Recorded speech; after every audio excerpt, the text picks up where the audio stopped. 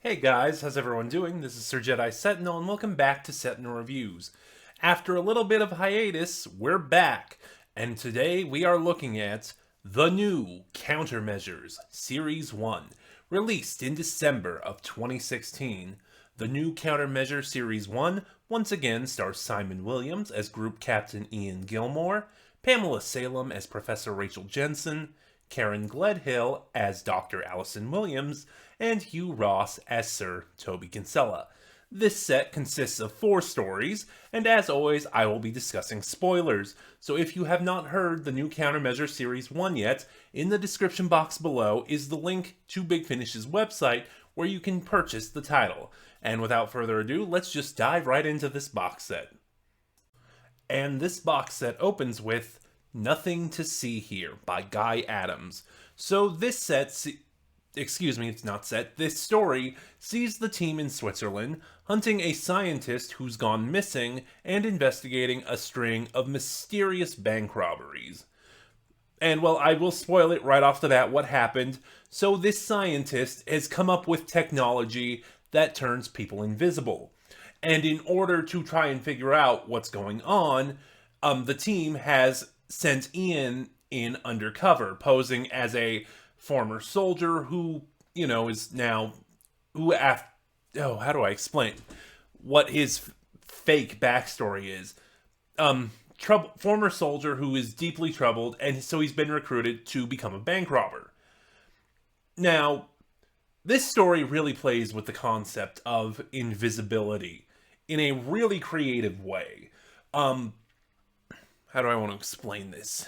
I've only ever heard one other story that tackled invisibility, discuss the science of it, or rather the pseudoscience of it, because this is still science fiction, and that was H.G. Wells's The Invisible Man. And the idea of invisibility in The Invisible Man was that, it was all about the perception of light, and you had to find a way to manipulate the light around you so that you couldn't be seen.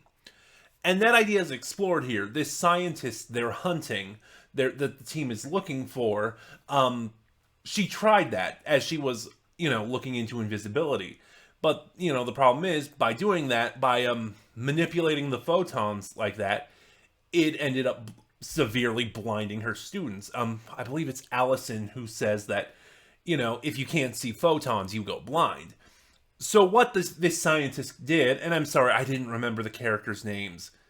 That's actually a huge problem with this set. None of the side characters are all that memorable. Hopefully more on that in the wrap-up. But basically, Allison and Rachel deduce that this scientist has worked up a new kind of invisible technology. Rather than playing with light and playing with the physical, it plays with the mental. The devices that render you invisible sort of emit this field that messes with your perception. So, the people wearing them are right in front of you, but it alters your perception so you can't see them. Like Allison and Rachel mentioned that the security cameras still caught the bank robbers. And actually, that's interesting because while Ian is undercover posing as one of these bank robbers, Allison and Rachel have to do a lot of the legwork in this story.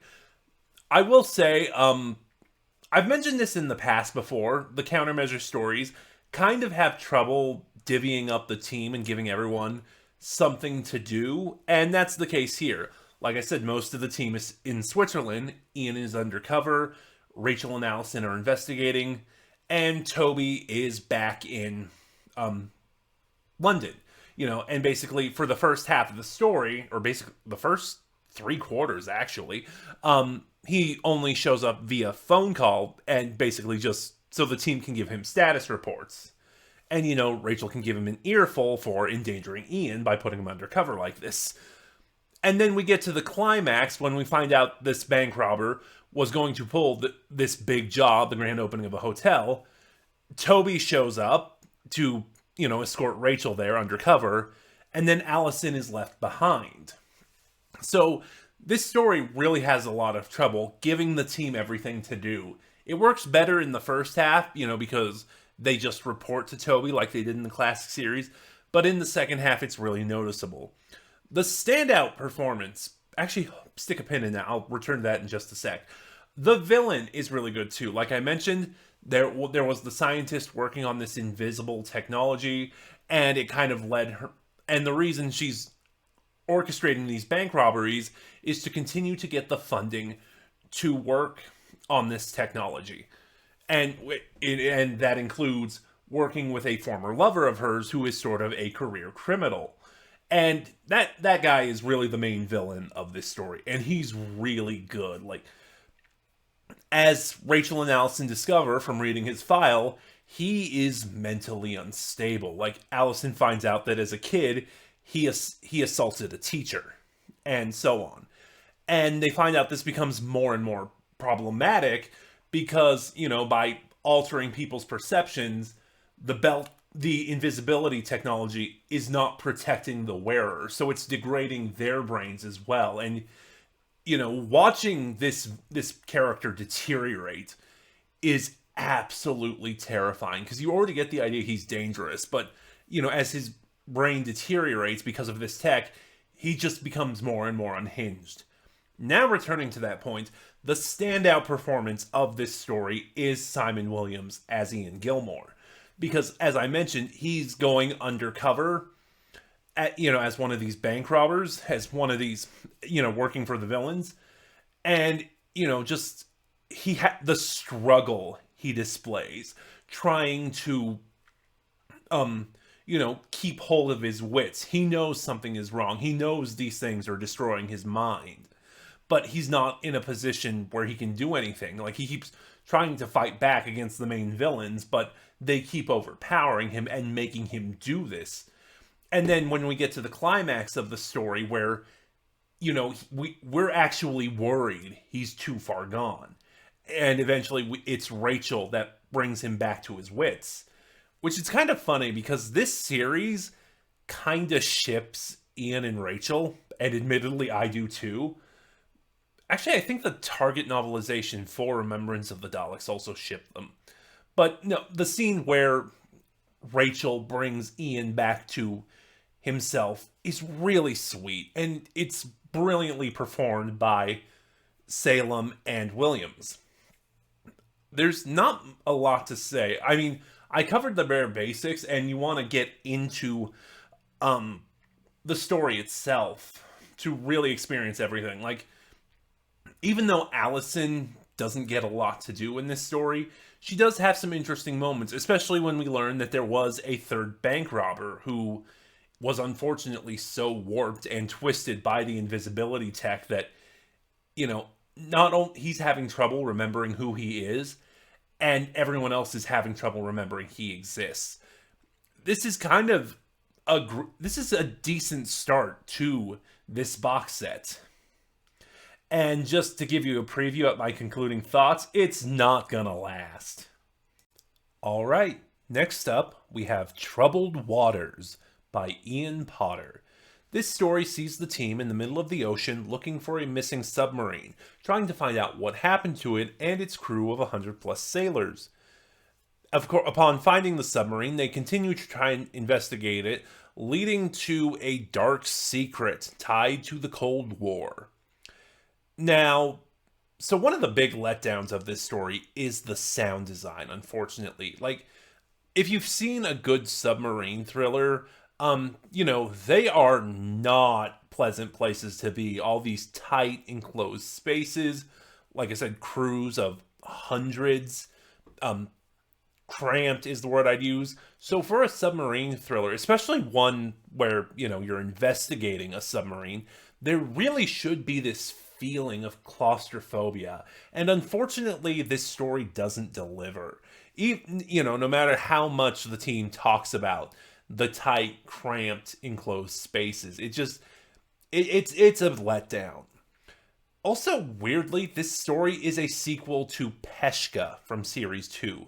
That's all I'm going to say on the matter, not to give too much away, but if you've heard Peshka, you kind of know what I'm talking about. That being said, the twist, because it's done as a twist reveal, comes out of nowhere. You see, the groundwork of a good twist I feel personally, is that yes, you can be shocked by it and surprised by it, but then when you revisit the story or the mystery, you can pick up all the little hints that led up to that reveal. And unfortunately, Troubled Waters doesn't have that. Upon re listen, nothing led to nothing in that first third, I think it was, maybe first half, led up to the reveal of what was going on. So it feels cheap. And unfortunately, because of that, the back half wasn't all that impressive. Because it shifts from this mystery with some good elements to more of an action story as, submarine, nuclear warheads. The team now tries to prevent a nuclear apocalypse. I don't really want to go into much more without saying anything, but the star of this story for the performances is Karen Gledhill, who's the one whose mind is most affected by what's going on. Like, you think she's going stir crazy or she's claustrophobic, but that, again, once we get the explanation and find out it's something else, like, and you find out how gone she is. Karen Gledhill does insane really well. I'll just sum it up at that. And actually, I do have to say that Pamela Salem and Hugh Ross fighting back against what's going on is also really well done, but Karen Gledhill is definitely the star of this story. Story 3, The Phoenix Strain by Christopher Hatherall? Is that how you say that? I think so. And oh boy. So the team is back in London and they are investigating a series of bird attacks on the public. Well, I say bird attacks, erratic behavior by birds. And that's not quite exactly what happens at the beginning, Toby is meeting a new member of parliament, Rachel and Allison are attending the funeral of a friend, and Ian Ian's kind of just there in this story, unfortunately. But, then again, as the story unfolds, we start seeing these attacks by the birds happen. And, oh God, it's in favor of not spoiling this story, this one's going to be really brief. I'm sorry. This story is just absolutely dull. Like, one of my critiques of the Countermeasure series overall is that it gets really samey after a while. And this story is kind of the poster child of that. This story is nothing we haven't seen before. Surprise attack on the people, corrupt government official. Surprisingly, someone who has ties to one of the Countermeasures team being involved. Now that I think about it, that happens a lot, whether it's a former colleague of Rachel's, someone from Allison's family, a friend of Ian's. That a lot of their personal connections get really involved in these stories that unfold. It's just this story here, let me sum it up like this. This story, and I'm sorry that this segment is so brief, but again, this story is just so dull. This story is very by the numbers. Like, you can see all the beats play out as it happens. The one thing that does save it, again, is the performances, especially from our 4 leads. All the team is together, and they all have things to do, I will say that. The team dynamic is really good, and they're all used really well. But beyond that, there's nothing much. It's just by the numbers, dull, very monotonous. I'm sorry. I wish there was more I could say about the specifics, but I listened to this box set 3 or 4 times in preparation for this review, and every time, I just don't remember all that much about it. And the finale of the new Countermeasure Series 1 is A Gamble with Time by John Dorney. This time, the team is now in Monte Carlo, investigating a hotelier named Lady Suzanne Clare, played by Carolyn Seymour. Now, while she plays the hotelier's widow and a wealthy socialite in public, behind the scenes it is speculated that Lady Suzanne is an arms dealer who deals in alien weapons, and the team is here to investigate a deal she is partaking in. Now, this story is so energetic and so refreshing after the last two stories, which I was not a fan of. And I think so much of that is down to Carolyn Seymour as Lady Suzanne Clare. She is a delight. And one of the best parts is, for the new Countermeasure series, she becomes a recurring villain. Like, she shows up here, she shows up in series 2, and she shows up in series 3. And it's so refreshing to have someone like that. And it's an amazing performance. Like, she's friendly, she is intimidating, she can be terrifying. And just to see her flip like that on a switch, like there's this scene where she finds out the alien object in question, the alien weapon in question she was going to buy is a fake, and she talks with the dealer who, screwed her over. Just the just that monologue she gives about working in Vegas and knowing all the tricks and what's going to happen to this person who tried to scam her. It's an amazing scene. And like I said, just after two stories that were just absolutely so dull, I'm sorry. This one is just so refreshing. There's an energy to it that was lacking. And I think it is the involvement of, well, not really. It is mostly down to its villain and the actor performing it. The team is really great here. Again, everyone is really divided up evenly and used really wisely. And also, just an interesting note because, well, I was going to say something that hasn't happened in a while. I was going to say it's never happened, but it was a major plot point of the previous series. The characters lose. Like, and they see it's a hollow victory. Like, as I mentioned, the alien weapon was a dud, so there's nothing to arrest Lady Suzanne for. And it's this really hollow victory where they just say, we'll be ready if she's ever here again. Like, I love this story so much. It is without a doubt the highlight of this entire set. So, yeah.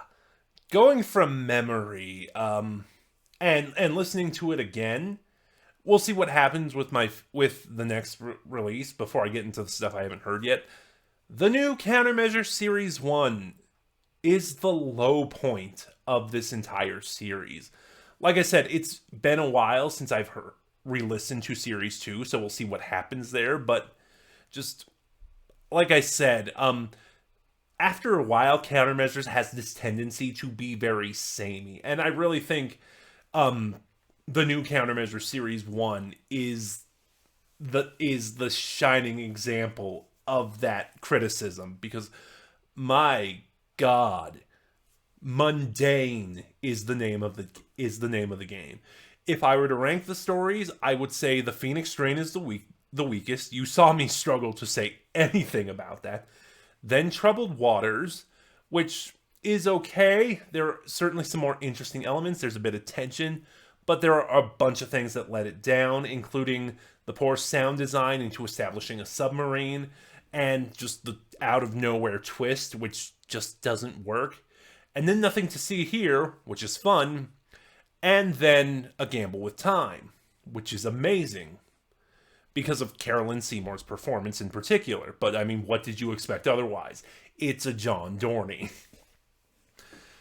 And like I said, the performances across this set are still top notch. It's, Carolyn Seymour in particular, but also our four leads. Like, they've obviously gotten into a rhythm. They know these characters really well, and they always bring their A game. Like, even in the weaker stories, there are still some great moments. Like I said, Allison in Troubled Waters, or Ian in Nothing to See Here. But also just across the set, the team interacting with each other. Like, in A Gamble with Time, as they're setting up their home base, they kind of are, they're in disguise, so they're kind of making fun of their pseudonyms, Toby is the wealthy socialite. Rachel is his trophy wife. Ian is the chauffeur and Allison is the secretary, and Rachel makes this joke about Allison trying to steal her husband. And just those little moments of fun and brevity between the team and the chemistry between the actors. It all does save this. It all does attempt to save this set, but it's still not enough. Like, at this point, I would say continue on only if you're curious, but, you know, listen. Otherwise, my recommendation is listen to the new countermeasures. Or, sorry, listen to the original series 1 through 4, and then the new countermeasures Who Killed Toby Kinsella. But this one, mostly just skip it. And honestly, I say mostly because, like I said, for future releases, you do kind of need to know who Lady Suzanne Clare is. Yeah, I'm sorry, I'm not a fan. But, sorry, let me get the mouse ready, move the mouse. Those are just my thoughts. Have you heard the new Countermeasure Series 1? What are your thoughts? Please start a conversation in the comments below. Remember to like, comment, subscribe. Click the bell next to subscribe to get notifications when I upload. And in the description box below, you will find the link to my Twitter, where you can follow me and get updates on the channel. Join me next month when our look at countermeasures will continue with the new Countermeasure Series 2. This is Sir Jedi Sentinel, and I'll see you guys next time.